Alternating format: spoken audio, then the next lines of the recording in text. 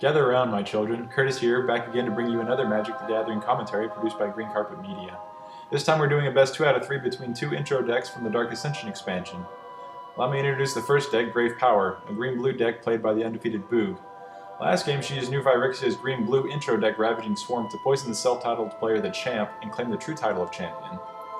Now while the Grave Power is green-blue, it's a whole other beast entirely. Instead of relying on Infect, its strength comes from how many creatures are in your graveyard. Let's not forget about our new contender Garrus, who will be playing with the red-white deck Swift Justice. This deck specializes in small creatures and cards that make sure those creatures can hit their mark. Now the strategy for these two players are simple. Garrus will be attacking as quickly as possible, hoping to stagger Boog's defenses long enough to take her HP down from 20 to 0 by at least turn 5 or 6. We'll talk about Boog's strategy in a moment. Now Garrus won the dice roll and has chosen to play first. His opening hand is looking very strong, while Boog's is looking extremely weak. She only managed to draw 1 island, and most of her creatures aren't very early game reliable. She'll be opting to mulligan, meaning she'll place her current hand back into her library, reshuffle, and draw 6 cards instead of 7. Back to the strategy, Boog will be throwing down as many creatures as possible. She also wants to find a good balance between casting defending creatures and casting spells that will be sending creatures to her graveyard. She doesn't want to overextend herself on either of these tactics. Too many defending creatures could mean not enough creatures in her graveyard to ramp up her beefy mid to late game green cards. Most likely, if she can survive past turn 6, she'll clutch victory.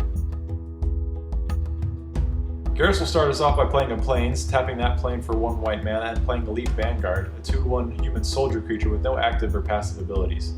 I don't believe Boog has anything in her deck that can take out or defend against that Elite Vanguard this turn. She does draw a Deranged Assistant, who has the potential to block those small quick red-white creatures that Garrus will be playing. Garrus is right where he needs to be. He draws Silverchase Fox, playing a mountain and attacking with his Elite Vanguard. Boog motions that she has nothing that can stop the creature and will be dropping to 18 HP. Garrus will tap his mountain and plains and play Silverchase Fox, and that will end his turn. Well, let's take a closer look at Silverchase, because he's much more than just a simple 2/2 Fox creature. You may pay 1 white mana, 1 colorless mana, and sacrifice Silverchase to exile target enchantment. So if Boog ever decides to play her only enchantment, Wreath of Geists, we know that Garrus has something to take it out of the game. At this point, Boog needs to set up a defense. Garrus' creatures might not be big, but too many of them can simply overwhelm her. She's going to tap her lands and play Deranged Assistant, a 1/1 human wizard creature that has a very useful activated ability. When this card is tapped, put the top card of your library into your graveyard.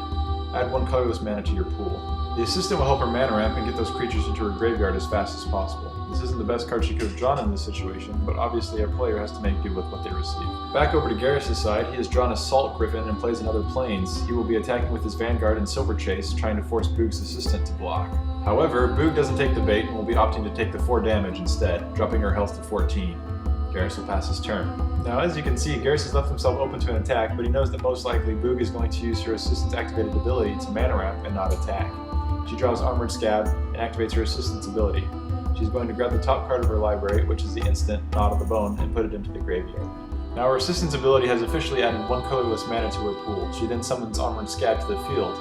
This card is a 1/4 zombie warrior with an awesome passive ability. When this card enters the battlefield, put the top 4 cards of your library into your graveyard.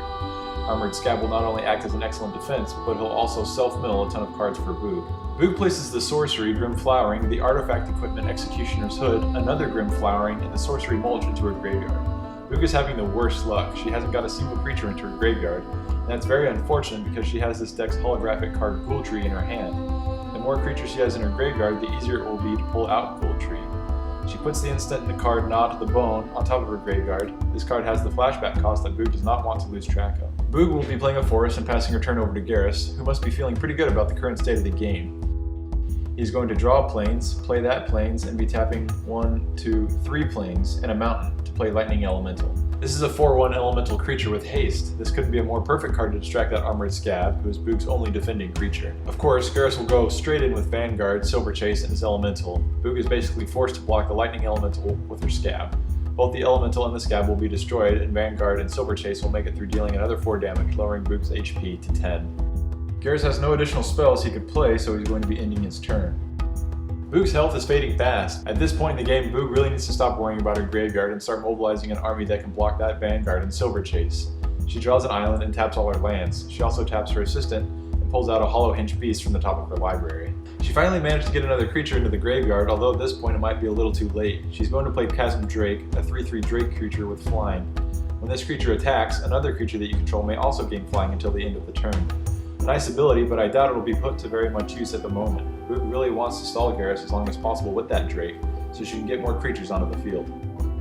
Over on Garrus' side, he's able to draw a Markov Warlord, which if he draws another land next turn, he will be able to play. He'll play a Plains and tap his lands to pull out Night Revelers, a 4/4 vampire creature, and if your opponent controls a human, it gains haste. Garrus points out that Boog's deranged assistant is in fact a human, and that Night Revelers will gain haste. He attacks all in once again. Looks like Boog will chump block the Revelers with her Drake. We can see that Revelers, being the larger creature in both power and toughness, will destroy Boog's Drake and survive to attack another turn. Vanguard and Silverchase will make it through once again, dealing 4 more damage to Boog, lowering her health to 6, while Garrus still sits comfortable at 20. Over on Boog's side, she's going to do the standard untapping procedures. Boog draws a forest and plays that forest. She now has enough lands and creatures in the graveyard to play Ghoul Tree. She plays all her lands and will be playing Ghoul Tree as predicted. Now, Ghoul Tree is a 10/10 zombie treefolk creature, which costs 1 less colorless mana for each creature in your graveyard. Seeing as Boog has 3 creatures in her graveyard, Ghoul Tree only costs 5 mana total to play. But is it a little too late? Looks like we'll find out soon enough as Boog passes her turn over to Garrus. Now if Garrus, and there's the land. Garrus now has enough mana to play Markov Warlord. He taps all his lands for 6 mana and will be playing Markov. This is a 4/4 vampire warrior creature, and when he enters the battlefield, you may prevent 2 target creatures from blocking. And of course, Garrus signals that Ghoul Tree and the assistant can't block this turn, as he goes all in with his creatures, dealing a whopping 12 damage to Boog, who has absolutely nothing to respond with. And it looks like Garrus will be taking Game 1 in the best of 3 series, 20 to -6. What a flawless victory. I can't help but feeling that Boog had the worst possible luck this game, seeing as how almost every card she discarded was a non-creature card, not to mention getting a terrible starting hand and a terrible secondary starting hand. It also didn't help that Garrus had a great starting hand and a fantastic series of draws following.